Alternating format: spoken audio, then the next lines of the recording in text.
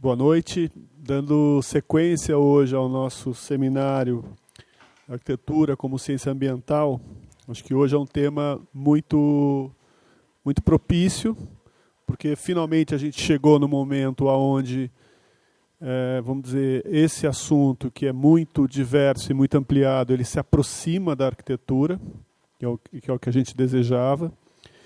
E ele tem para quem viu a palestra do Jorge Caldeira, a última palestra, ele tem muito a ver com a última palestra, mas agora numa aproximação para a ação do arquiteto enquanto profissional, enquanto responsável pelos desenhos da sociedade, da cidade, né, em que a gente vive, e também do meio ambiente, e também da interferência no meio ambiente. A convidada de hoje, o tema é sustentabilidade na arquitetura, e a convidada é a Carolina Leme, que é sócia fundadora do Estúdio Símbios, arquiteta e PhD pela FAUSP, com especialização em ESG pela Sampo, ESG é ambiental, social e governança. Arquiteta motivada pela simbiose entre a prática e a teoria aplicada às questões ambientais inerentes ao meio urbano. Suas contribuições, sejam acadêmicas ou profissionais, são orientadas à implementação de estratégias bioclimáticas que fomentem a qualidade ambiental, a eficiência energética e o bem-estar dos ocupantes.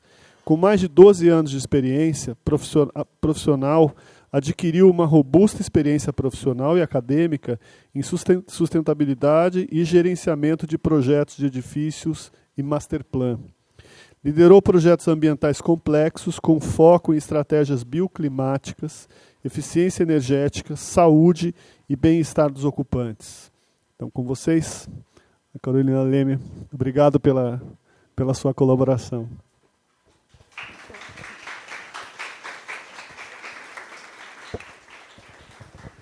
Obrigada. Boa noite. Eu vou falar um pouquinho sobre a sustentabilidade na arquitetura. Eu tentei montar uma apresentação que desse uma visão mais geral e de como que isso é trazido para a prática, né? Então, começando por um contexto, depois por conceitos que são relevantes na prática da arquitetura, uma arquitetura mais global e várias temáticas que estão ali correlacionadas, algumas com mais profundidade, outras com pouco menos.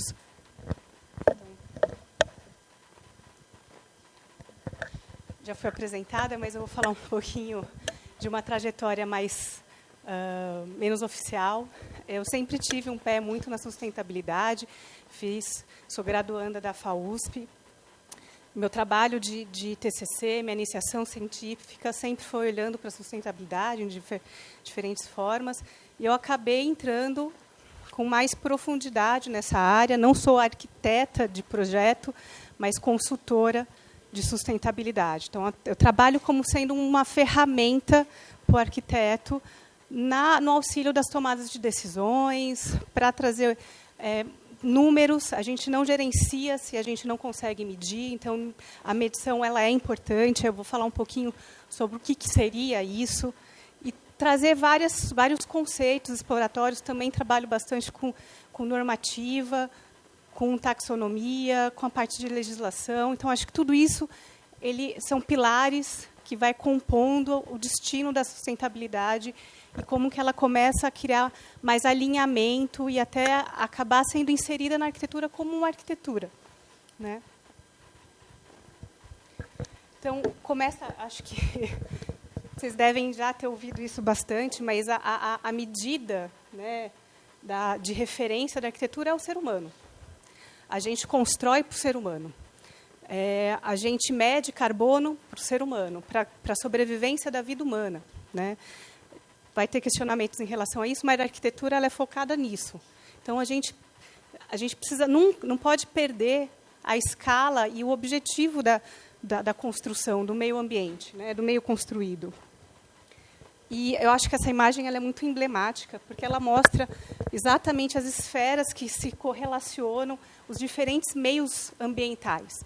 Quando a gente está falando de meio natural, quando está falando de um meio construído, que isso só existe a partir da presença da civilização humana, então a presença do ser humano e o meio humano.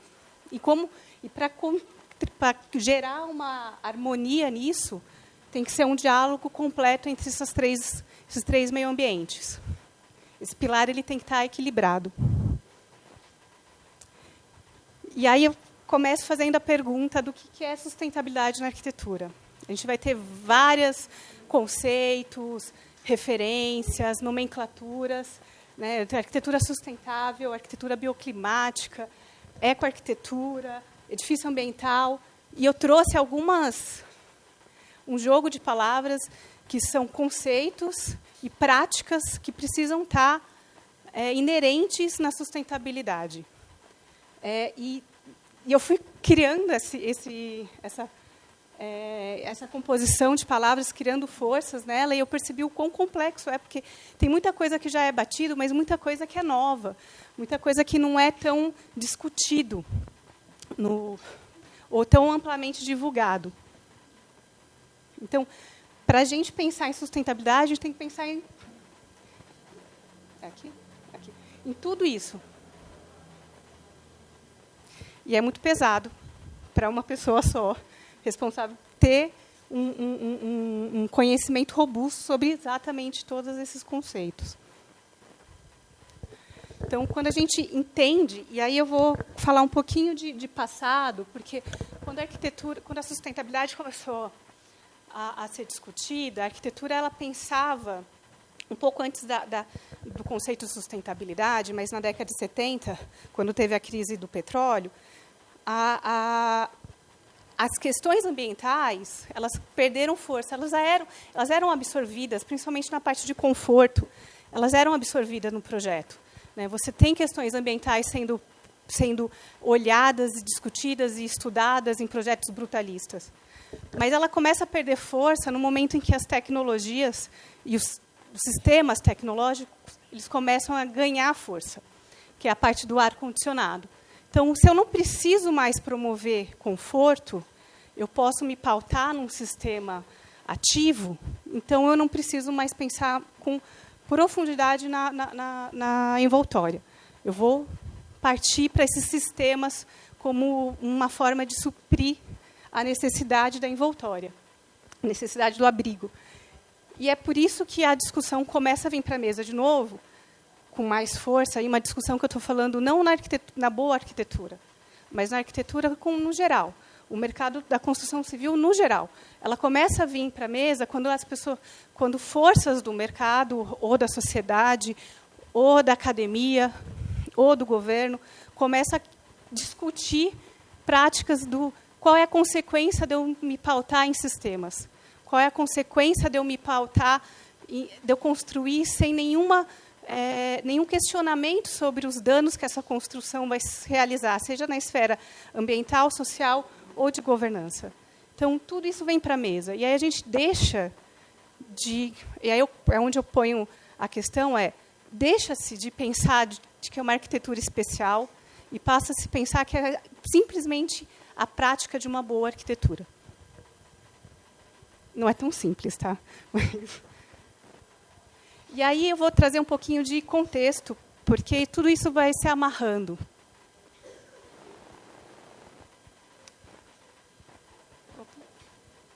Deixa eu ver se eu consigo. Foi. Até a década de 90 ou 80, a gente tinha uma outra concentração de população. Hoje, 56% da população ela é urbana. Então, isso só tem aumentado muito. Entender, e eu vou bater bastante isso na apresentação, entender para quem a gente está projetando, que contexto que está sendo projetado, é extremamente importante. A gente tem uma população bastante concentrada em zonas urbanas, principalmente no hemisfério sul, que vivem e muitas delas vivem em vulnerabilidade, que estão que sofrem mais o risco das ações inconsequentes com o ambiente.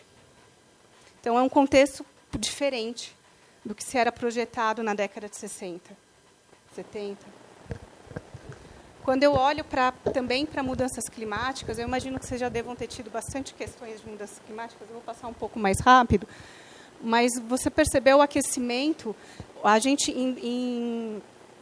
o ano passado, a média de temperatura do ano passou o seu 1,5 graus de aquecimento, que eles chamam do não retorno, né? Então, você já tem um aquecimento que você tem muita dificuldade de prever qual vai ser a velocidade com que ele vai se desencadear e como que ações nossas, humanas, antropológicas, conseguem diminuir ou pelo menos atenuar essa mudança, para que a gente tenha um ambiente que seja favorável à vida humana, tá? E vocês vão ver que aqui vai explodir, né? Quando você passa da década de 50, 60, começa a explodir bastante. Então, como que é projetar? Eu acho que vocês ouviram bastante de mudança climática, mas vocês sabem como é projetar uma arquitetura para um futuro de mudanças climáticas? Como que você projeta isso? Alguém? Como que você sabe qual é a temperatura de uma casa daqui 50 anos, 30 anos, 20 anos? Como que vai ser a percepção de recursos de água, a qualidade do ar? Alguém tem alguma ideia de como que você traz esses dados? Como que você sabe que a sua arquitetura que você está projetando hoje, pensando que a vida de um edifício é de 50 anos, como que você garante que a sua arquitetura é boa para hoje e para um futuro? Pensando que independente do que você está fazendo, o edifício vai durar 50 anos, no mínimo. Pode falar. Você levantou a mão? Ah, não. Tá. Então, por isso que eu volto, é importante ter dados. E eu vou falar um pouquinho como que a gente faz algumas avaliações. Então, esse daqui é um dado do IPCC, que é quem faz toda a parte que junta toda a parte de análise de dados e também quem faz os dados de mudanças climáticas. Imagino que vocês já devam ter ouvido o nome desse órgão. E o que eles colocam, né? Como que eu nasci aqui, né? E como que vai ser a minha velhice quando eu tiver 70 anos? Que tipo de clima, de contexto climático eu vou estar tendo que suportar com 70 anos? Quem nasceu em 2020 vai estar talvez com outro contexto. E talvez seja mais rápido, tá? Porque as mudanças elas estão muito mais rápidas do que o modelo está prevendo. Então, como que uma casa que responde para um contexto que está aqui, precisa responder para um contexto que está aqui. E isso não é só uma questão da temperatura, mas da disponibilidade de recurso. Será que eu vou ter energia suficiente para ligar um ar-condicionado quando eu tiver 70 anos, quando eu tiver 80 anos? Será que eu vou ter água disponível? Né? Então, qual é a população que vai existir lá? Será que vai ter comida disponível? Então, são questionamentos que eles precisam estar na mesa hoje. Eu não estou falando de uma produção que não vai ter que responder a esse cenário. É uma produção que vai ter que responder a esse cenário. Então, eu vou passar bem rápido isso daqui, mas as medidas que existem hoje estão levando a gente para um aquecimento de um cenário bastante pessimista do ponto de vista de aquecimento, tá? Sendo que, se todos os edifícios fossem net zero, a gente estaria com uma limitação de aquecimento do ideal, o que não é o real.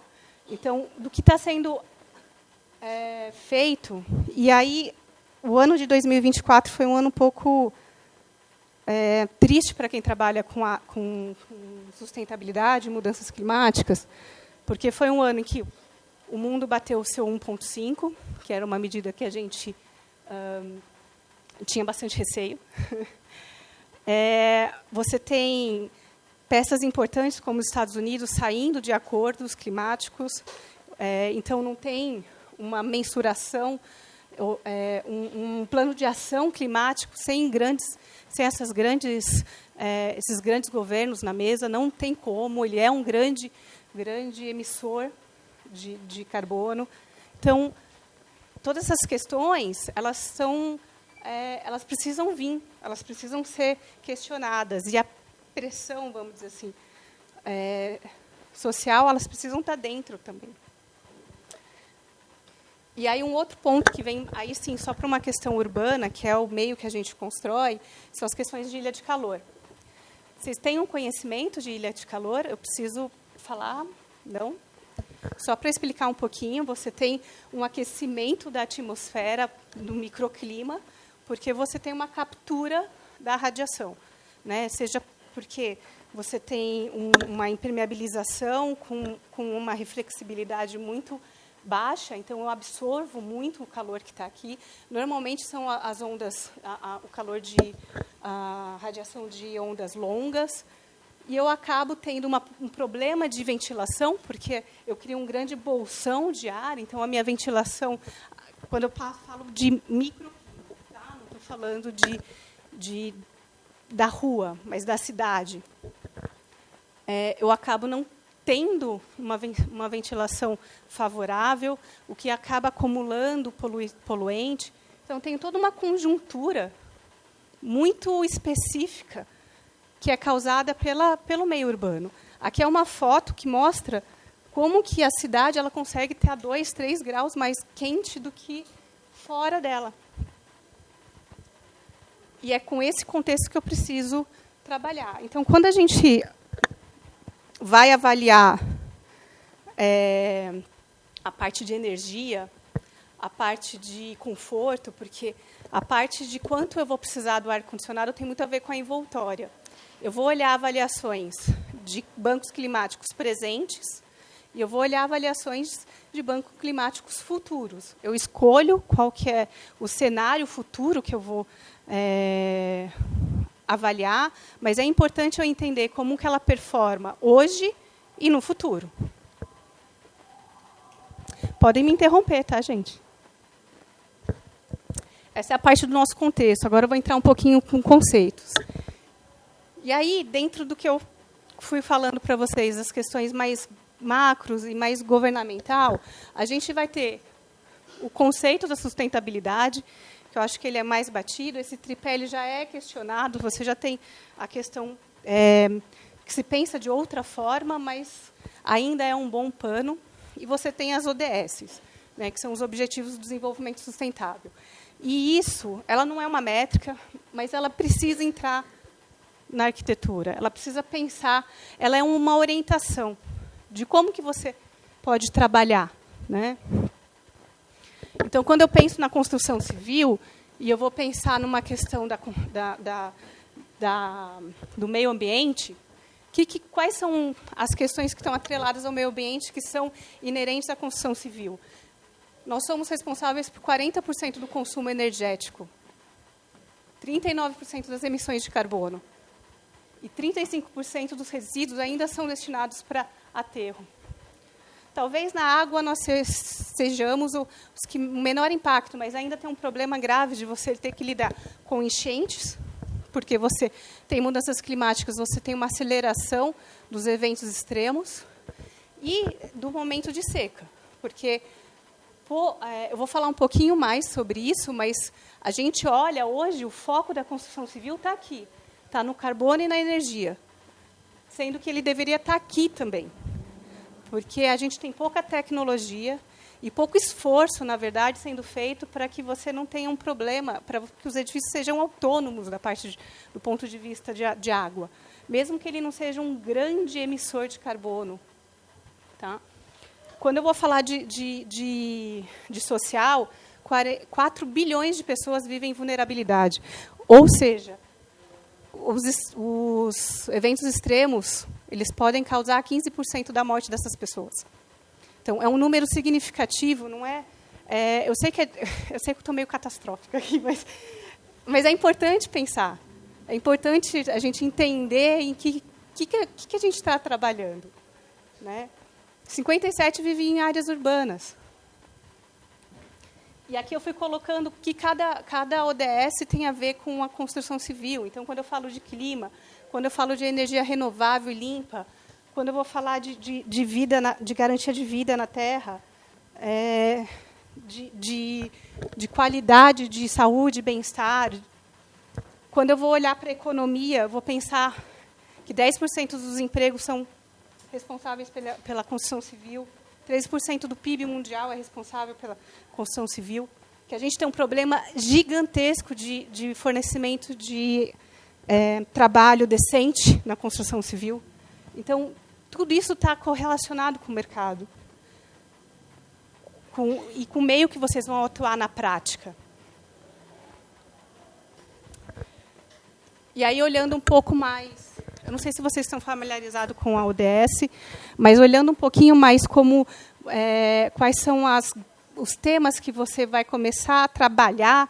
Então, quando eu vou falar de arquitetura para clima, por exemplo, eu vou pensar em uma arquitetura adaptativa, eu vou pensar nela mitigando as questões de mudança e essas vulnerabilidades que são causadas pela arquitetura. Eu vou pensar em cidades resilientes, em edifícios resilientes. Como que eu trago estas questões para a mesa? O que isso é traduzido em estratégia, né? Então, o que é mitigação? O que é adaptação? Né? Se eu tenho uma mudança muito... Se eu tenho uma mudança, como que eu mitigo o aquecimento? Né? Como que eu trago... Como eu diminuo o meu consumo energético? Como eu me adapto para um cenário em que eu tenho uma temperatura que pode chegar a 50 graus. Como que eu faço com essa adaptação naturalmente? Como que eu faço para que essa temperatura interna, tá? Não estou falando temperatura externa, mas temperatura interna chegar a 50 graus. Como que eu faço para isso não acontecer? Para não bater 40, para não bater 35? Então... E aí eu trouxe um pouquinho, talvez seja meio pequeno para vocês aqui, mas um pouquinho de um histórico de ações mais globais que tem a ver com a sustentabilidade. Então, e acho que isso tem a ver com muitos movimentos gerais da sociedade. Tá?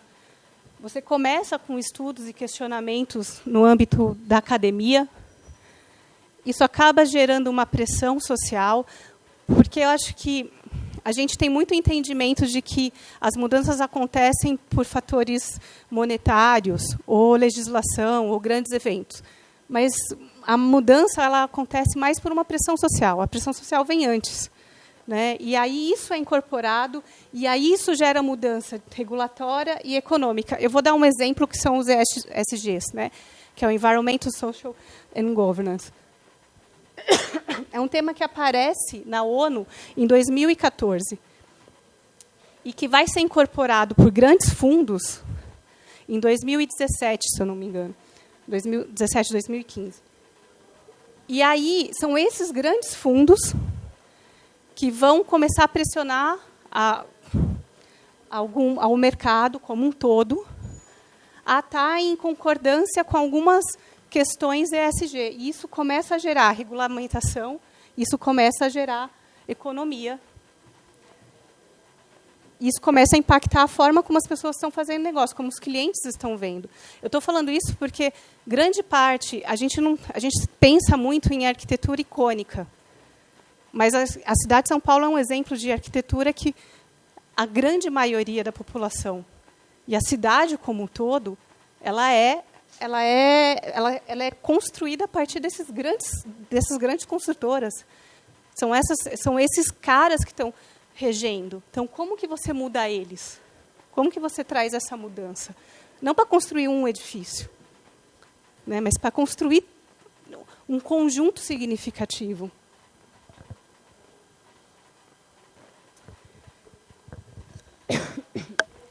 E aí aqui eu trouxe algumas coisas que já existem e algumas coisas que estão sendo discutidas.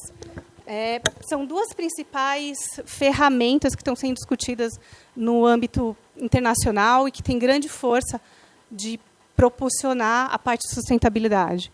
são os ESGs, então os relatórios de sustentabilidade, e as questões da taxonomia. Eu vou explicar as duas. A gente tem 3 grandes players. Então, eu vou ter os incentivos econômicos e a taxonomia, IPTU-Verde vai entrar aqui. Algumas instituições entram junto, como o Pacto Global, o C40. São Paulo faz parte do C40, que, na teoria, era para zerar as emissões de carbono até 2030, o que não vai acontecer. Certificações. Então, as certificações ambientais, elas são uma forma de você trazer alguma melhoria. Eu trouxe as principais certificações que estão no mercado hoje. Não quer dizer que ela vai ser a sustentabilidade 100% aplicada, né?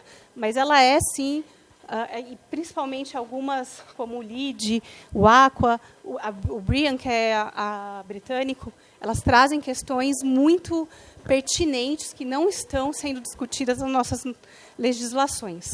Tá? O BREEAM, por exemplo, ele está. Eu acho que tem algumas coisas que são interessantes. O Código Civil de Londres, ele traz o BREEAM para dentro dele. Então, se você está em concordância com o BREEAM, tem muitas questões que você não precisa estar atendendo. Tanto é que, se eu não me engano, o BREEAM tem 3 mil prédios certificados na Inglaterra. Ele é basicamente só em inglês. Mas isso é muito interessante, porque você cria uma obrigatoriedade, você deixa para quem tem entendimento do assunto criar as métricas, mas você coloca isso como obrigatoriedade. Então, acho que isso é muito legal. Tem o Sistema B, que talvez vocês tenham conhecimento, mas isso é uma certificação de empresas. Então, quando a empresa está certificada com isso, o edifício entra como escopo 2, provavelmente, dentro dela. Então, é importante eles vão estar procurando edifícios com melhor qualidade ambiental. E há questões de regulamentação. Então, urbanística, as normas. Hoje a gente tem a norma de desempenho, mas a gente não tem hoje no Brasil uma norma de sustentabilidade voltada para a construção civil. A gente tem um processo de projeto, eu vou falar um pouquinho no processo, mas ele tem. Quando você tem essas certificações, você tem que entrar desde o início do processo de projeto e criar o que eles chamam de OPR ou BOD, que é uma lista de um documento em que você cria as métricas do que você quer para esse edifício. Então, eu quero uma economia de energia de 20%. Eu quero, tem várias normativas por trás disso, tá? Mas assim, eu vou criar. Eu tenho métricas de água, eu tenho métricas de resíduo, eu tenho métricas de impacto de entorno. Eu vou ter métricas de muita. Deixa eu ver se eu. Aqui. Então, assim, eu vou ter os selos que são em relação a bem-estar e saúde, e eu vou ter os selos que são em relação à parte ambiental. Você não precisa fazer uma boa arquitetura e ter esse selo. Tá? Você pode ter edifícios excelentes e não terem esses selos. Aliás, tem selos aqui, como o LEED e o ED menos, mas o LEED, que é um selo americano, que quando você traz para o Brasil, você gera algumas questões que a gente chama de tropicalidade, que acaba desfavorecendo. Mas acaba sendo uma forma da pessoa identificar de que aquele edifício está auditado, né? Ele está tendo uma certa performance. E ele vai trabalhar com todas essas questões. Então, quando você trabalha com a certificação, você tem que trabalhar no início do processo de projeto. Nenhuma dessas certificações você consegue tirar. Você até conseguiria tirar depois, mas você tem que ter documentado tudo isso. Eu trago as certificações não como uma grande defensora, tá? Eu acho que já trabalhei em projetos excelentes que não foram certificados, que a pessoa tinha, o proprietário, o cliente, tinha um mindset de vou fazer porque eu acredito nisso. E trabalhei com selos que tiveram boas performances, que também tinha isso. E tem de tudo. Tem também quem trabalha só por trabalhar e faz o mínimo. Então, a taxonomia, que é uma das coisas que estão na mesa hoje sendo discutida no Brasil, a gente está desenvolvendo a taxonomia. Você tem a taxonomia de vários setores, um delas é o setor da construção civil, e ela trabalha como uma forma de puxar, isso sim, acho que é muito, muito interessante. A ideia é de puxar a régua para a maioria. Não é para você fazer um edifício XYZ, é para que a maioria tem acesso a um financiamento melhor, mas um compromisso de uma construção melhor. Tá? E a parte do ESG, que também tem essa questão de você... Hoje ela... Pode falar. Pode falar.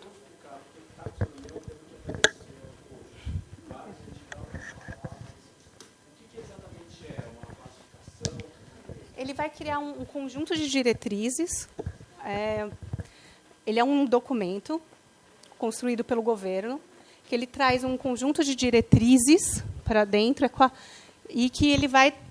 Se você quiser ter um benefício financeiro, isso seja privado ou público, você tem que estar em concordância com este documento.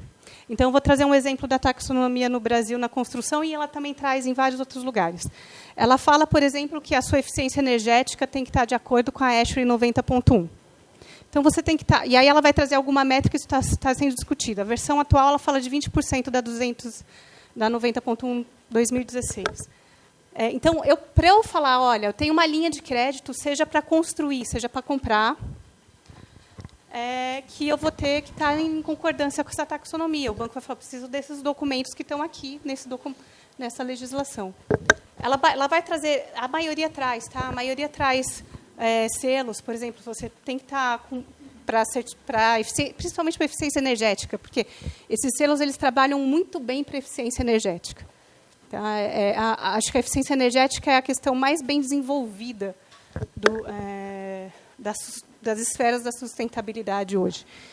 Mas ele também vai trazer uma questão de carbono, ele vai trazer questões que são relacionadas à adaptação e diretrizes que são relacionadas à mitigação.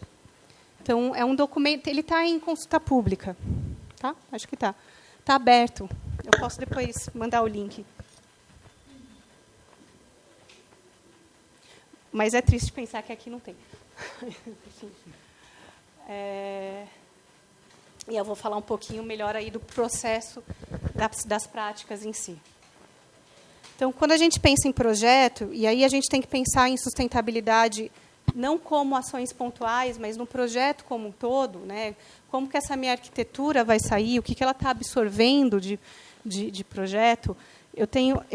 Né, o esforço ela tem que acontecer no início do processo de projeto, que é onde eu tenho um menor impacto e é onde eu consigo absorver melhor as soluções. Então, quando eu trago, e aí a gente fala de processo integrado, integrativo, enfim, de você estar na mesa, e hoje há uma complexidade tão grande de pessoas envolvidas no processo de projeto, você chega a ter, acho que 30 disciplinas conversando, dependendo da complexidade do que está sendo construído. Então, mas você precisa conversar com todo mundo na mesa, porque não dá para conversar sozinho. Tá? Um bom projeto ele vai sair de um processo de projeto correlacionado, colaborativo. E aí o arquiteto é o responsável. O arquiteto deveria ser o responsável. Hoje, muitos clientes tiraram isso do arquitetura. Né? A arquitetura passou a ser mais um, mas, na verdade, ela é a grande mãe do processo. Então, quando você consegue ter essa volta da arquitetura para sendo a grande mãe do processo, isso funciona muito bem. E aí, como que isso acontece? Né? Normalmente, você faz esse documento, que chama o PR, não sei se vocês já ouviram falar dele.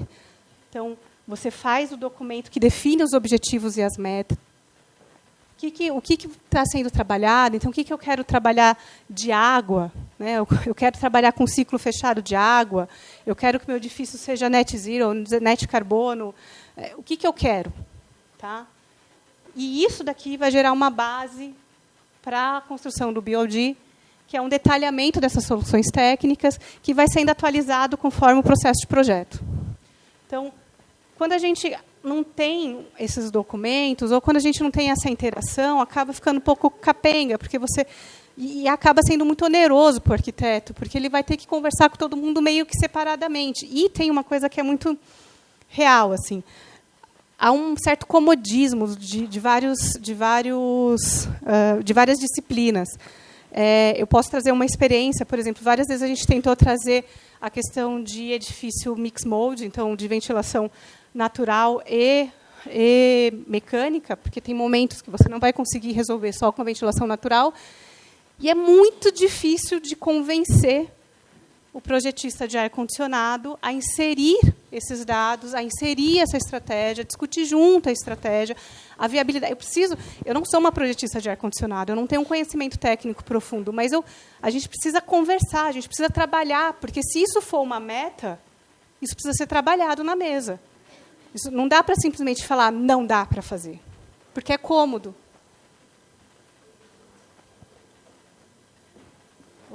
Voltei. Então, e aí eu vou trabalhar com uma outra coisa, que são ferramentas avançadas de análise. Então, quando você trabalha com BIM, é essencial trabalhar com BIM. BIM é vida. E quando você vai fazer todas as suas análises de água, de luz, de energia, de qualidade do ambiente, então, quando eu estou falando de saúde, estou falando de ciclo circadiano, estou falando na hora que eu vou falar de eficiência energética, eu vou falar de luz natural, como que eu trago isso para a mesa? Porque se eu aumento para a luz natural, eu diminuo para a térmica. Se eu aumento para a térmica, eu diminuo para a luz natural. Se eu melhoro os dois, eu pioro a acústica. Então, como que eu faço para que eu consiga convencer, eu consiga chegar numa solução que equilibre da melhor forma possível todas essas disciplinas? Vai ter lugares em que a acústica é preponderante, tipo uma biblioteca. Vai ter um exemplo de biblioteca aqui. Vai ter lugares que a térmica é preponderante. Então, e vai ter lugares que um ambiente controlado é preponderante. Então, eu preciso trazer essas descrições do que é o uso desse edifício, precisa estar na mesa e sendo discutido. Então, algumas ferramentas, que são as ferramentas exploratórias, aqui é uma... Não sei se vocês já viram isso. Isso aqui sai de arquitetura. Não? Não. Isso daqui é parametrizado, né? Então, quando você estuda, pode ser uma geometria, pode ser qual é a melhor abertura, não necessariamente você precisa mexer na geometria em si, mas você vai colocar aqui todos os cenários que você avaliou, e esse caminho vai juntando todas essas variáveis e vai chegar numa solução. Aqui são os outputs e aqui são os inputs. Então, na solução que eu acho que faz mais sentido. Eu não gosto muito da solução ótima, porque não necessariamente você tem a solução ótima. Você tem um conjunto de soluções que fazem sentido, um conjunto de soluções que não fazem muito sentido, e um conjunto de soluções mais ou menos lá no meio. Então, eu preciso mostrar para o arquiteto qual é o conjunto de soluções que fazem sentido. Né? Então, como que eu respondo isso? Como que eu faço uma fachada responsiva ao clima? Isso é um software que você trabalha com ele? Esse daqui é um estudo de caso que a gente trabalhou. Esse é um software, ele chama Design Explorer. Tá. Mas a gente fez tudo isso no Grasshopper, que você tem os algoritmos genéticos que você vai colocando, parametrizando, e ele vai saindo cenários. Então, aqui era um retrofit, o que é muito legal. O edifício está lá, pronto. Era comercial, passou a ser residencial. E a ideia era mexer na fachada de uma forma que tinha muitas limitações. Então, a gente fez o estudo parametrizando a abertura, colocando a junção entre iluminação natural e conforto térmico, para entender qual que era a melhor abertura e sombreamento dessas janelas, dependendo da orientação. Então, aqui eu trouxe só uma parte do estudo. Aqui era como o prédio é original, e aqui foi como a gente propôs para para criar conforto para essas unidades, porque ali era uma grande laje aberta, que tem uma outra forma de performance de conforto, e aqui eram microapartamentos. Então, como que a gente ganha de energia, quanto que a gente ganhou de conforto, né? Quais foram as melhorias e as reduções. Eu vou passar muito rapidamente pelo bioclimático, imagino que vocês já devam ter tido isso e vão ter bastante na faculdade. Mas eu trouxe um pouquinho um resumo aqui do que é você pensar em estratégias de aquecimento, estratégias de resfriamento, você pensar em ventilação, você pensar em insolação, em forma, e eu vou trazer alguns exemplos que vão trabalhar isso.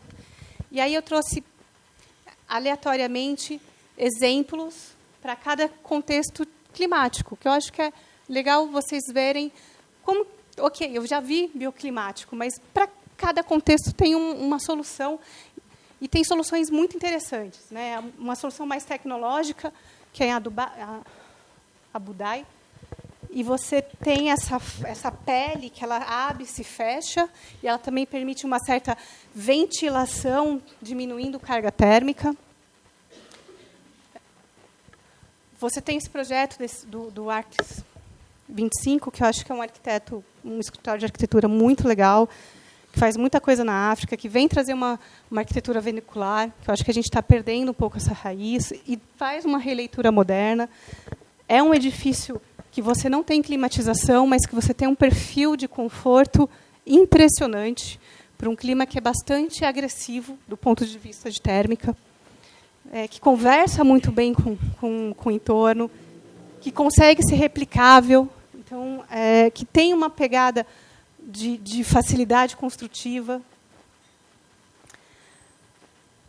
O Lelé, não tem como não falar dele, para a arquitetura bioclimática, que trouxe nos hospitais da Rede Sara soluções e estratégias passivas que hoje é muito difícil de você convencer um engenheiro de implantar, e que são soluções lindíssimas, né? Como um resfriamento pelo solo e pela estrutura, uma boa adequação, um bom sombreamento, a abertura, a ventilação, uma circulação. Ele entende, tem uma maestria para trabalhar com ventilação, que é uma coisa super complexa, super difícil de trabalhar.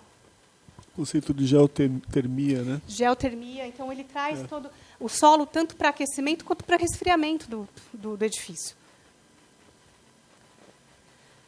Um outro exemplo de um clima quente e úmido, que esse é mais atual, que é uma residência no Vietnã, em que o Vietnã tem muito essa pegada de uma residência muito estreita e muito verticalizada. Essa é uma arquitetura que eles trabalham bastante. E ele vai trazer biofilia para cá, ele vai trazer luz. Isso daqui trabalha como um filtro na qualidade do ar, porque a qualidade do ar da cidade é ruim onde está inserido. Então, tem todas questões que são envolvidas, a questão de massa térmica na cobertura, do Foster também, na parte de um clima temperado na França, em que eu tenho um sombreamento, eu tenho uma qualidade da iluminação natural entrando de uma forma muito legal, que é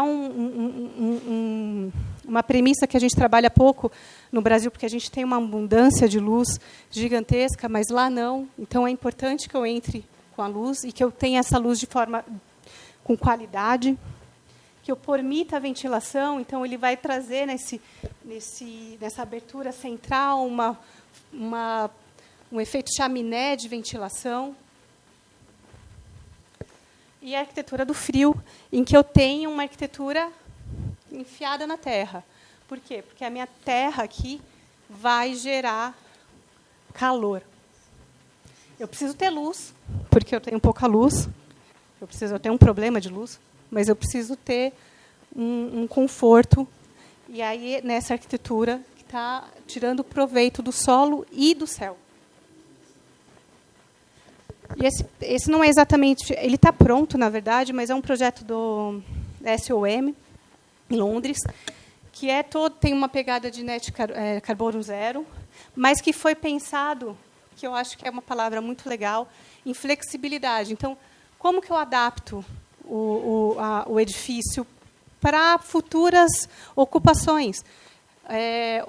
Talvez famílias com menos filhos, indivíduos, jovens, idosos. Como que eu faço com que esse edifício residencial não fique arcaico? Que ele se adapte com o tempo. E eles fizeram todo um estudo, esse eu acho que não está aberto, mas eles fizeram todo um estudo de composição familiar, de formas de interagir esses tipos de unidades residenciais. Eu vou falar um pouquinho de bem-estar. Então, assim, tem questões... Hoje, antes, o bem-estar e a saúde do edifício estava muito relacionado à qualidade do ar interno e exclusivamente à qualidade do ar interno. Hoje, a gente está falando de ciclo circadiano, a gente está falando de espaços de descompressão, a gente está falando de mente, a gente está falando de nutrição, da forma como eu vou me conectar com o exterior, não só com a parte que o exterior vai contribuir para o meu edifício, mas o que eu consigo ver lá fora, né? Que eu passo a maior parte da população passa 90% do tempo em ambientes fechados. A gente está perdendo, a gente quase não vive no nosso ambiente natural. Então, trazer um pouco a ideia dessa conexão é importante. Então, eu trouxe aqui alguns pontos, eu vou passar um pouco mais rápido para dar uma acelerada, mas eu tenho as questões de conforto, eu tenho as questões de saúde dos materiais, então não tem material tóxico, não tem material que possa contaminar, seja água ou ar, né? De eu trabalhar, de eu combater o sedentarismo, de eu promover qualidade nutricional, tudo isso está dentro de um edifício. Tudo isso pode estar dentro do edifício, de como o edifício vai ser pensado, de como que eu vou permitir que um espaço grande de trabalho possa fazer com que a gente se movimente, não fique todo mundo sentado por longos momentos, né? Como que eu trabalho de pé, como eu trabalho sentado, como que eu saio, como que eu faço para não ficar usando elevador, mas que eu promova a escada, como que eu faço para ser acessível para quem não consegue usar a escada. Como que eu interajo esse edifício com a parte do entorno? Eu vou falar um pouquinho de carbono agora. Então, eu não sei se vocês conhecem, mas a gente basicamente tem 2 tipos de carbono na construção, o incorporado e o operacional. O operacional tem a ver com a partir do uso do edifício e incorporado com os materiais e com processos de construção do edifício. Então, olhando um pouquinho como que eu consigo descarbonizar, né, tanto o incorporado quanto o operacional. E quando eu cheguei no meu limite de descarbonização, eu vou começar a compensar. Eu vou comprar carbono, energia, enfim. Então, aqui é um pouco de como que é a construção civil, como que ela está numa emissão de carbono. Ali eu já tinha falado sobre tanto as emissões quanto a energia, então a gente representa 39% das emissões e 36% de energia, isso depende um pouquinho da data e da fonte. Na COP23, na COP26, a gente teve uma questão só de meio ambiente construído, então tem muitas questões. Aqui é mostrando um pouco como que isso está sendo desenvolvido, como isso está sendo elaborado. Então, a gente tem bastante investimento, tem bastante países envolvidos, a gente aumentou a quantidade de países, mas volto a falar, nesse caso é importante que os grandes emissores estejam à mesa. Se eles não estiverem, a gente acaba fazendo um trabalho muito de formiguinha. E aí, dentro do carbono, ele vai entrar um pouco de economia circular também. Então, na hora de parar de pensar na forma de extrair, fabricar e descartar. Então, a gente fecha o ciclo. Como que eu faço para um edifício? Por isso que eu falei, é um edifício pensado, a vida útil do edifício é de 50 anos, como que eu penso em desmontar esse edifício? Como que eu faço para que, no momento em que ele vai ser destruído, abandonado, que ele não gere, que eu possa reaproveitar todo esse carbono que está lá e que o que for construído no lugar tenha menor impacto. Então, na hora que eu vou pensar em economia circular, eu vou pensar na cadeia fechada. Não só dos materiais, tá? Não só pensando no ciclo fechado dos materiais, mas também do meu edifício. Então, pensando um pouquinho na forma do pilar da economia circular, então, na hora que eu falo que eu vou reajustar, que eu vou reformar, que eu vou reutilizar, tá? Então, na seleção dos materiais que eu vou utilizar, num projeto de adaptabilidade. Então, aquele projeto que eu mostrei lá atrás, de pensar em formas futuras, ele estava com o norte no carbono. Tá? Em como que eu vou fazer esse edifício se adaptar a diferentes usos, para que ele possa ter menos reforma, para que ele possa ter menos emissão de carbono durante a adaptação dele. Como que eu vou pensar? Eu vou construir em layers, né? Eu vou pensar nos meus layers, nos meus resíduos. Aqui um exemplo de uma ferramenta do processo de mensuração de carbono na arquitetura. Então, primeiro a gente identifica quais são os grandes emissores, quais são os estágios de vida desses emissores. Eu vou identificar quais são as oportunidades, porque eu provavelmente não vou conseguir trabalhar com todo mundo. Eu vou trabalhar com uma parte só. Então, quem são os principais que eu preciso trabalhar? Às vezes, o esforço de trabalhar com um elemento que é muito pequeno, mas que vai ser muito difícil de ser implementado, não vale a pena. E aí, eu demonstro os meus impactos. Isso se chama avaliação de ciclo de vida. Então, é quando eu vou olhar cada fase, a fase de produto, a fase de uso e quando o edifício está sendo desmontado, que vai além da vida. Quando eu faço essa avaliação e eu pego o edifício, a parte de operação é 72% do carbono que está sendo emitido. E as pessoas constroem, hoje, o grande foco, tem o foco da energia, está aqui, a gente tem pouco foco no incorporado, mas ainda tem um esforço grande nos grandes macros, vamos dizer assim, dos elementos, né? A estrutura, então, cimento e ferro, aço, alumínio e vidro. Mas eu penso um pouco também na operação. Um edifício residencial, por exemplo, não pensa na operação, né? A gente não pensa quase ninguém entrega ar-condicionado de edifício residencial. E o ar-condicionado, a gente pensa, só mostrar um exemplo muito claro, que é um impacto gigantesco. Quando você tira a sacada, você conecta a sala com a sacada, que é uma coisa que acho que 90%, estou chutando baixo aqui, dos edifícios hoje em São Paulo fazem isso, você muda completamente o contexto. Aquele ar-condicionado que ia trabalhar para colocar conforto térmico num certo ambiente, ele vai ter que gastar muito mais energia, ser muito ineficiente, vai acabar tendo que ter uma troca de equipamento com um curto prazo de tempo, porque eu vou diminuir a vida dele. Para vocês terem noção, no meu doutorado, eu fiz aquela ferramenta parametrizada e eu simulei mais de 70 mil cenários. E nessas simulações, a gente viu que, por exemplo, em cenários futuros, esses microapartamentos que estão sendo construídos aí, chega, na sua média, daqui 50 anos, em 2080, ele vai chegar a bater 35 graus de temperatura média máxima. Vai ficar na média entre 28, hoje a média de São Paulo é 21. Então, assim, vai ficar na média 28 graus. Imagina vocês morarem num ambiente de 35 graus. Tinha unidades que batia 48, 45. O ar-condicionado não dá conta de promover conforto para 45 graus de temperatura interna. Então, a gente já teve vários casos de ser chamada, porque o ar-condicionado não deu conta, ser chamada pela construtora falando, tem algum problema no projeto? Tem, está ruim. Porque, assim, desculpa. Por quê? Porque não está batendo, porque o cara vai comprar o apartamento, vai colocar ar-condicionado, na hora que ele chega em casa, o ar-condicionado não deu conta, então o que ele vai fazer? Vou deixar o ar-condicionado ligado o tempo todo. Aí a minha conta de consumo vai para uns R$800. Pô, mas eu comprei um apartamento pequeno para pagar R$800, está errado com esse produto. Tá, o produto está errado mesmo. Então, assim, essas questões precisam estar na mesa.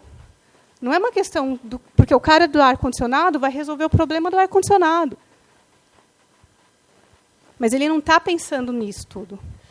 E, assim, você falou, o grande gargalo da mensuração de carbono está nas EPDs, né? Que são as declarações ambientais de produto.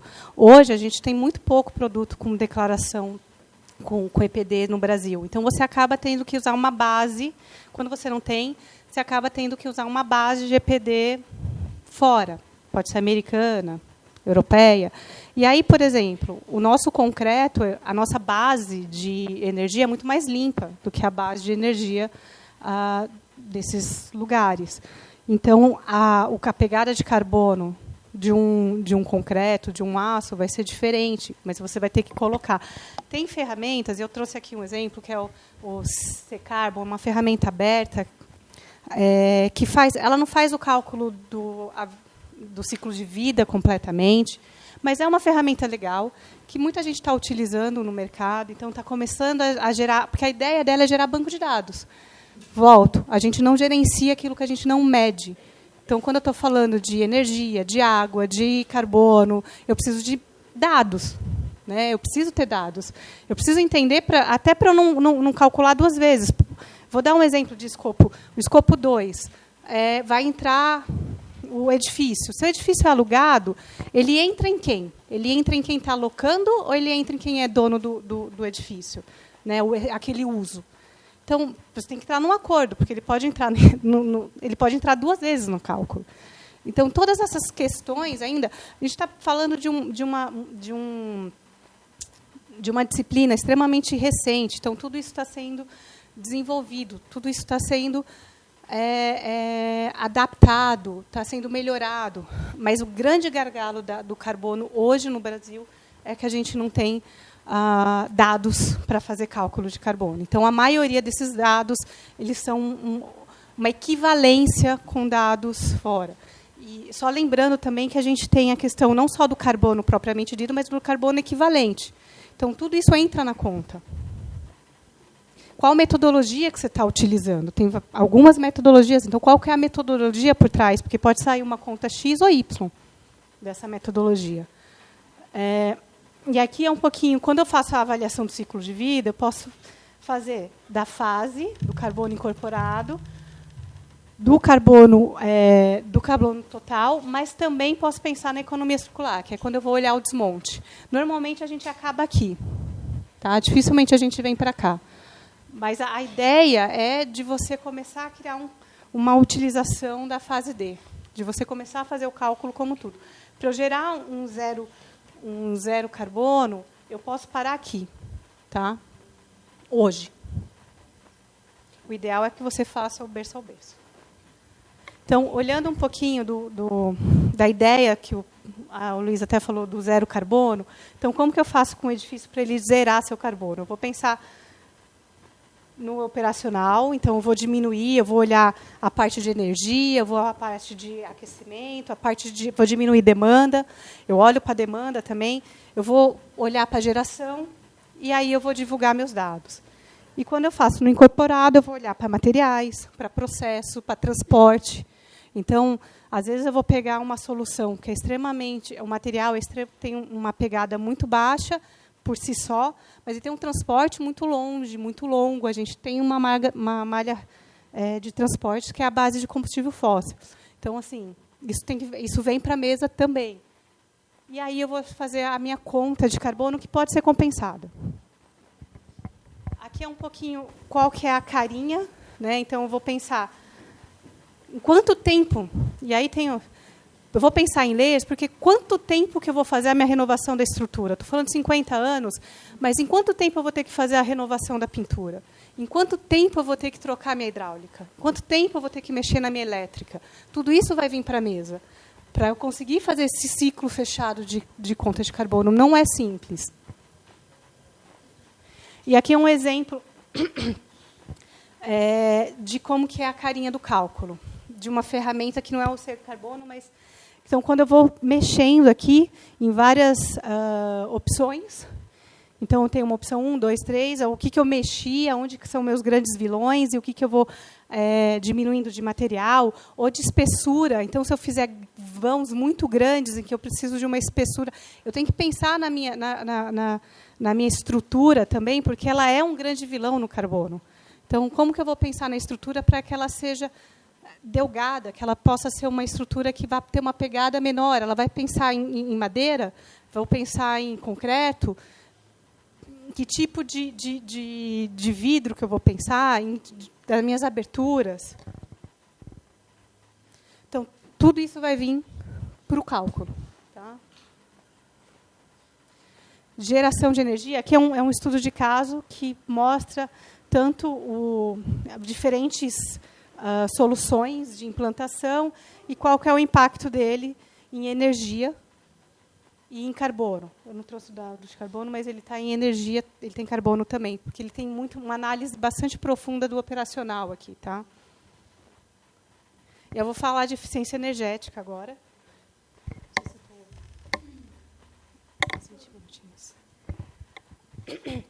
Quando a gente fala de eficiência energética, que é a área que eu mais tenho conhecimento, a gente vai falar de 3 grandes ações.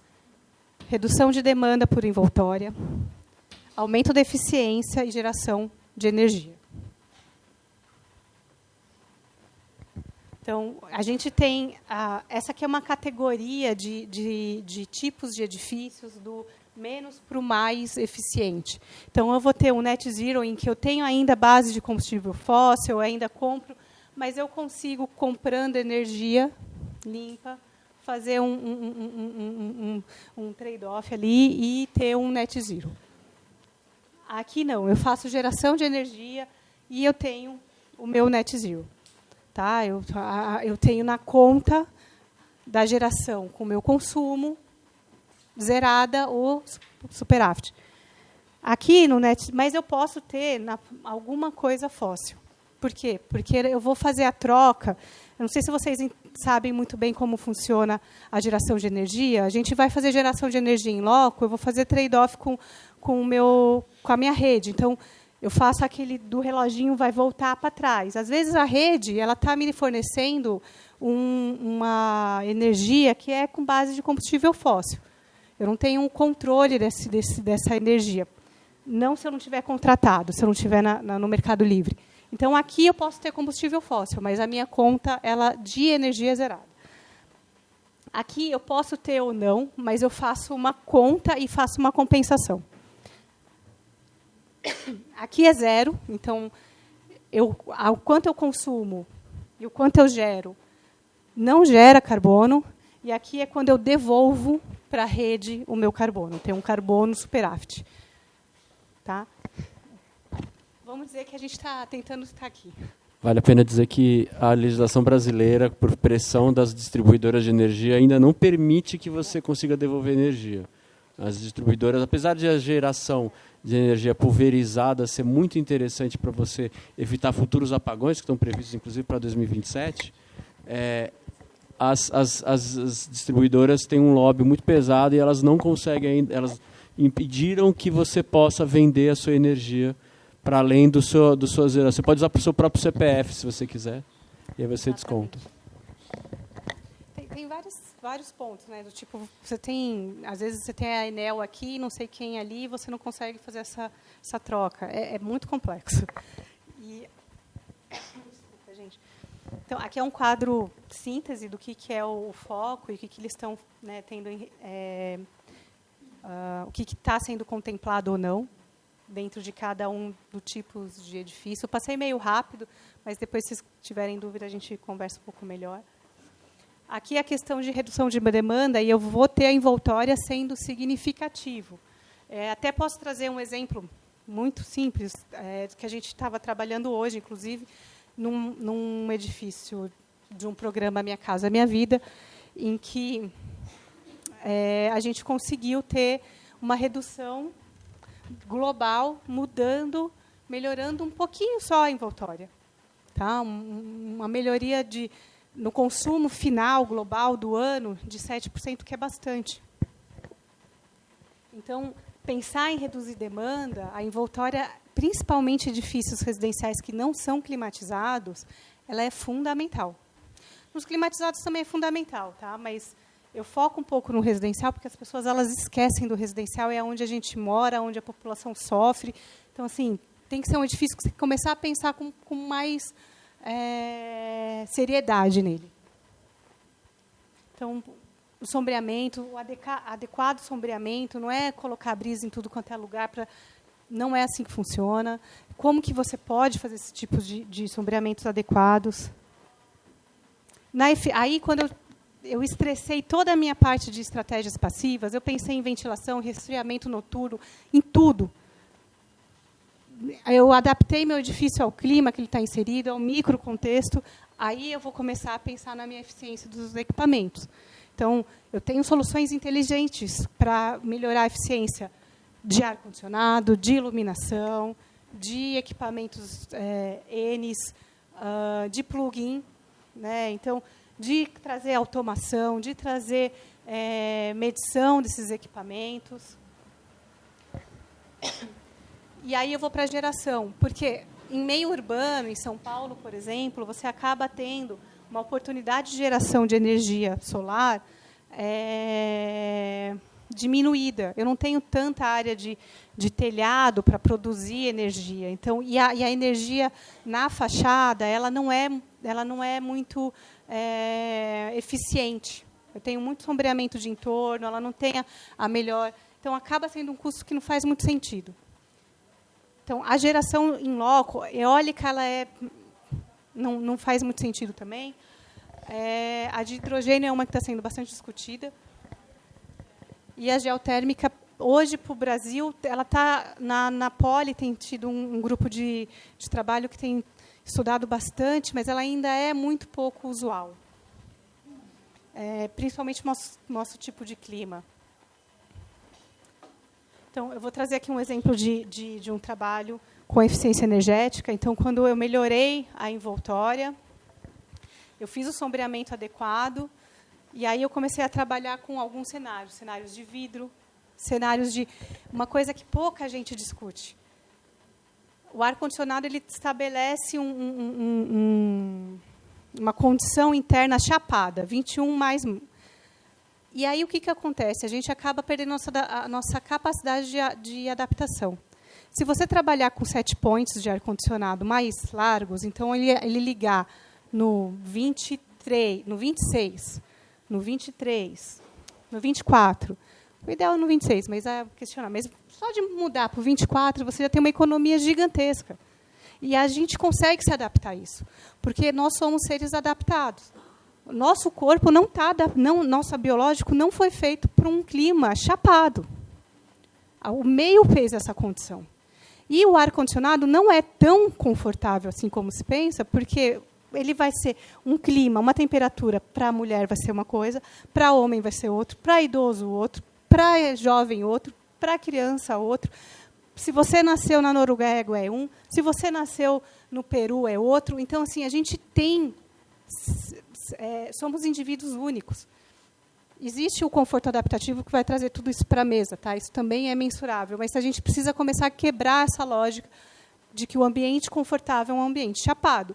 Isso é consumo de carbono, isso é consumo de energia, isso não é trazer conforto. Então, aqui algumas análises do mesmo projeto para a produção de energia. Eu trouxe alguns exemplos, eu não vou ficar entrando muito neles, mas para mostrar como que é feito na prática essas análises, como são feitas essas análises de cenários, de opções, de alternativas. O que eu vou levar para o arquiteto, para o cliente, para trazer. Esse projeto, inclusive, foi feito eficiência energética e carbono junto. Acho que eu não trouxe carbono, mas... Aqui um edifício na Índia, que é carbono zero, ou que é energia zero, não é climatizado, mas que tem um perfil de conforto muito bom. Não trouxe nenhum perfil de conforto. Ele trabalha com ventilação cruzada, ele tem massa, ele tem ventiladores, que é uma coisa que a gente perdeu, né, mas tem que ter. Ele tem sombreamento adequado, ele tem abertura adequada, num clima que é rigoroso, não é um clima... A gente tem um clima em São Paulo bastante ameno. Daria para trabalhar. Só para provocar, talvez, aí você me diz se eu estou errado, mas tem umas coisas que também existe um contexto chapado, talvez, assim, em termos de nivelamento exagerado, que se você pega um lead e analisa um negócio desse, você não ter ar-condicionado e você substituir por uma coisa extremamente mais econômica e mais ligada a uma coisa natural que é o ventilador, não te dá vantagem alguma. Né? O LEED tem essa questão de que se você não tem um sistema de ar-condicionado, você vai trazer o sistema de ar-condicionado da baseline. Mas você também tem tem um lugar que você pode fazer a inovação. E aí você tem que comprovar de que aquilo que você está colocando de estratégia faz sentido. Para eles, não. Eu concordo perfeitamente. Muitas dessas certificações elas vêm de um outro contexto. E aí elas trazem para cá algumas exigências que para a gente às vezes não faz sentido, ou que acaba estimulando uma forma de trabalhar que não é a mais interessante. Por isso que eu acho que assim a ferramenta mais importante quando você coloca e vai trabalhar com qualquer coisa é ser crítico, é ter o pensamento crítico. Isso faz sentido? Isso daqui é o caminho que vai ser um caminho interessante para esse edifício, só porque eu tenho uma regra X, Y, Z, não é obrigatoriamente, eu não possa contestar isso, né? Eu acho que as certificações ela é uma chapada, né? Como as normativas também são, eles vão trazer uma chapar o mercado. O BREEAM é mais inteligente nisso. E aqui é um edifício net zero e zero carbono, mas pelo cálculo, tá? Pelo cálculo do lídio de carbono. Acabou de ser inaugurado em Curitiba. E acho que tem essa questão da água, da produção em loco, enfim. Edifícios com eficiência energética vocês vão achar a rodo. Tá? Com eficiência hídrica, não. Então, começa, acho que, pensando que a gente tem que ter essas palavrinhas aqui dentro da eficiência hídrica. Eu não sou uma especialista em águas, então eu vou trazer um outro ponto que é importante quando você trabalha com sustentabilidade. Você vai ter um conhecimento, eu tenho um conhecimento aprofundado da parte de desempenho térmico, energético, mas eu não tenho da parte hídrica. Eu vou precisar conversar com alguém que tenha. Mas eu preciso ter um conhecimento mais global. Eu preciso entender se aquilo está fazendo sentido ou não. Eu posso não ter a solução ótima, mas eu preciso entender se ela está sendo explorada. Então, aqui é um exemplo de, né, acho que do que aconteceu do Rio Grande do Sul, que já tinham sido avisados, já tinha um relatório desse risco, da probabilidade da ocorrência dessas chuvas, e que nada foi feito. Então, aqui é um exemplo bem legal, que acho que vocês talvez tenham ouvido falar, que são cidades esponjas, que a ideia é você criar bolsões, e tem várias estratégias disso, para que você consiga capturar essa água, que você não permita que essa água tenha um escoamento acelerado, que ela não vá encher os rios, e que eu tenha bolsões de amortecimento ao redor dos leitos, para que, quando eu tenho enchente, esse bolsão absorva essas enchentes. Por quê? Porque, em contexto de mudanças climáticas, meus eventos extremos eles vão acontecer mais frequentemente. Eu vou ter momentos de muita seca e momentos de muita chuva. Então, esse tipo de acúmulo de água vai ocorrer. Então, aqui é um pouquinho que a gente chama de soluções baseadas na natureza. Então, vou pensar desde parques, que eu falei, né, a parte de criar bolsões, em que eu vou ter esses alagamentos, de como eu vou pavimentar, de como eu vou criar canteiros, de como eu vou criar no edifício. Porque a solução ela não está só urbana, ela está também dentro do edifício. Então, do telhado verde, que é bom para a térmica, que é bom para a estrutura do edifício, porque eu amorteço a questão de ficar tendo muito trabalho estrutural. Eu vou ter uma questão... Tem, sim, um problema de execução, de manutenção, mas ele é excelente. Tanto é que está sendo colocado em muitos lugares hoje. Ter a biovaleta, de você diminuir impermeabilidade. Então, essa parte... E aí, quando você vai olhar para a parte de demandas, que vai na mesma lógica, eu tenho que diminuir demanda, eu tenho que melhorar a eficiência do sistema, e aí eu tenho que gerar produção. Então, pensar na irrigação, como que eu vou ter um paisagismo que não precise de irrigação, ou que precise muito pouco da irrigação. Na verdade, não precisa da irrigação. Que eu tenha uma automação desses sistemas de irrigação, né, que eu tenho uma redução de demanda. Isso bate, por exemplo, a água quente é responsável por 40%, mais ou menos, do consumo energético de uma residência. Se eu diminuo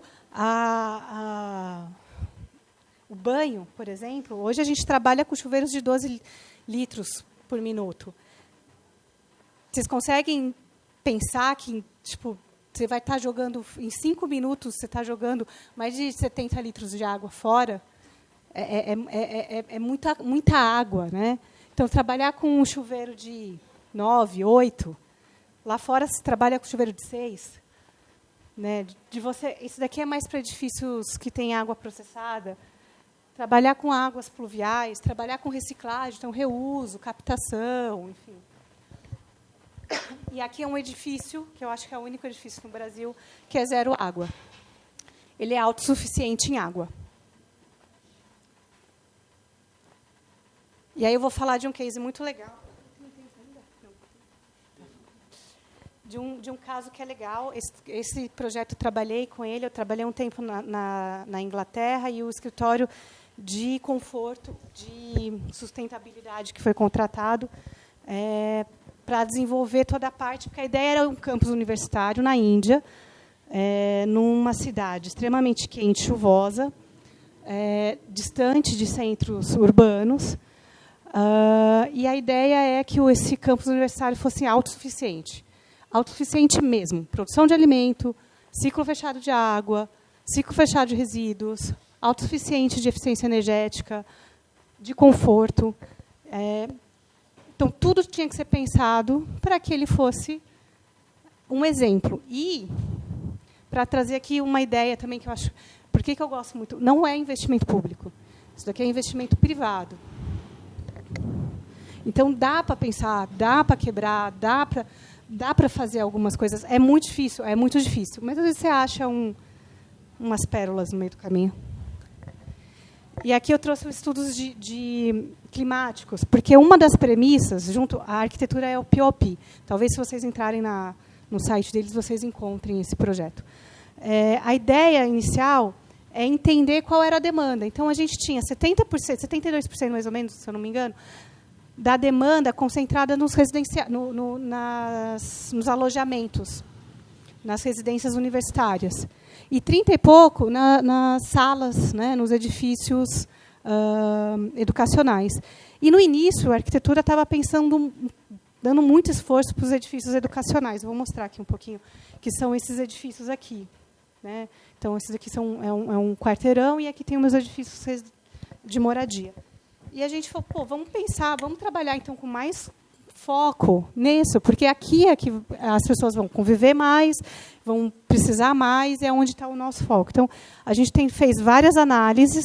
Essa aqui é uma análise preliminar de radiação e insolação, para entender, primeiro, qual que seria a forma de implantação desses edifícios, e depois de tratamento dessas fachadas. Mas não dá para desenhar edifício a edifício. Então, a gente fez um menu de soluções. Por isso, não é obrigatório. Por isso que eu não gosto da solução ótima. Mas qual era a solução que faz sentido para um edifício que está com a face norte, que um edifício que eu estou falando da cobertura, ou que eu estou falando da fachada. O que faz sentido? Né? O que não faz sentido? Isso daqui não dá para trabalhar, porque isso daqui não é legal. Então, com isso daqui na mão, o arquiteto conseguia falar, bom, aqui eu vou resolver desse jeito, isso daqui eu vou resolver daquele. E a gente trouxe alguns exemplos das soluções que estavam sendo elencadas. Deixa eu só voltar um pouquinho. E aqui, a ideia foi, por exemplo, não tem ar-condicionado nessas residências. A gente trabalhou com ventilador, a gente trabalhou com a ideia de trabalhar com o ser humano focado. Então, que ele pode ser ativo, ele pode abrir e fechar a janela, ele não precisa ficar com a janela fechada. Né? Ele pode configurar o espaço. Além disso, ele vai pendurar a roupa dele para secar, porque ele precisava secar a roupa, vai morar durante a semana lá. Então, a gente aproveitou para fazer uma cobertura elevada na cobertura, protegendo da radiação. Os caminhos, eles eram protegidos também.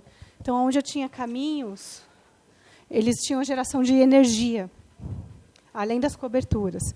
Aqui é um pouquinho da ideia de como que era o tratamento de água. Então, tinha grandes piscinas e grandes bolsões de amortecimento para que toda essa água fosse capturada, ela fosse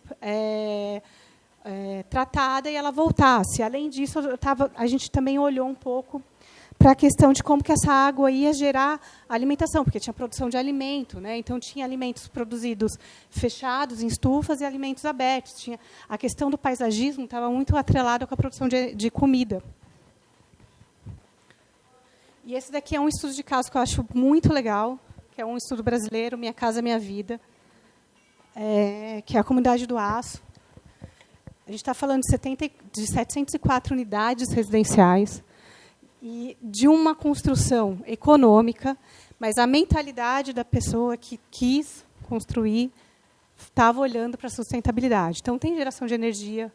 Eu tenho, obviamente, que é outro contexto, tá? Foi outro projeto, mas eu tenho várias estratégias sendo absorvidas aqui dentro desse projeto, tem uma envoltória um pouco melhor, para trazer qualidade, tanto ambiental quanto de sustentabilidade. E para diminuir consumo, conta de condomínio para essa população. Isso tudo estava na mesa para quem estava incorporando esse empreendimento. E tem algumas palestras com a direcional que ele fala isso, e fechou a conta. A conta fechou do investimento. Aqui são alguns estudos, alguns estudos de caso do escritório, propriamente dito, só para mostrar um pouquinho como é a prática. Tá? Então, aqui é um estudo de descarbonização para sedes do Google na América Latina. Então, que a ideia é para trazer, descarbonizar. Então, quais as estratégias deveriam ser utilizadas, né? E se os edifícios que eles estavam lá tinham capacidade para absorver essas estratégias. Aqui é um edifício é uma análise de eficiência energética para o LEED. Então, só para mostrar um pouquinho, Emirados Árabes. Então, como que algumas estratégias, principalmente de envoltória, aqui não é um edifício com grandes estratégias. Esse daqui é um edifício muito legal, ele está inserido num complexo do Rhino Leve, e a ideia da arquitetura era trazer essa linguagem do Rhino Leve para o edifício e transformar essa biblioteca num espaço sem ar-condicionado, com estratégias passivas. Então, a gente trabalhou com a ideia de estudos de fachada responsiva, foi desenhando várias fachadas para entender qual que era a solução, porque se eu trouxer a mesma solução para todas as fachadas, ela não vai ser a melhor solução. Na verdade, ela vai ser uma solução equivocada. Trazendo ventilação, então, ventilação por esse átrio, trazendo proteção, porque é uma biblioteca, não posso... Está dentro de um ambiente, de um entorno protegido razoavelmente, mas eu preciso trazer proteção de insolação direta para esse acervo e de proteger de ruído também, né? Então, a gente tem uma segunda pele aqui solta.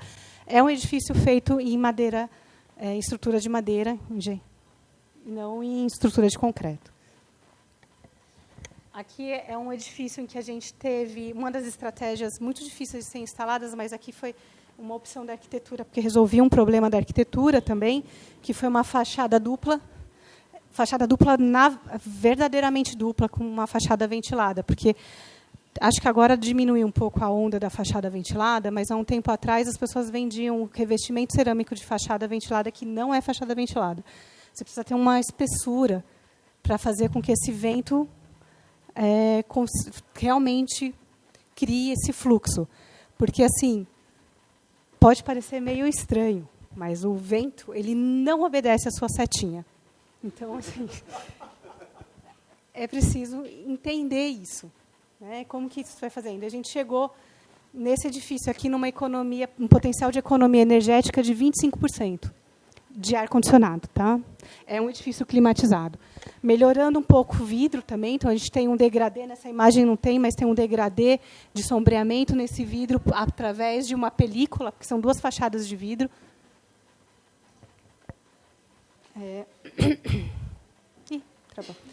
Aqui é um edifício que o Luiz conhece bem, e a gente gosta bastante também, que é o CNPEM, né, que a gente trabalhou bastante com o arquiteto.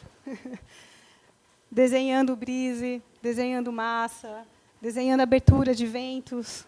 Acho que não fiz não trouxe o estudo de CFD, mas teve um estudo de CFD para entender, porque é ventilação natural aqui também. E é isso, acho que eu me prolonguei um pouquinho.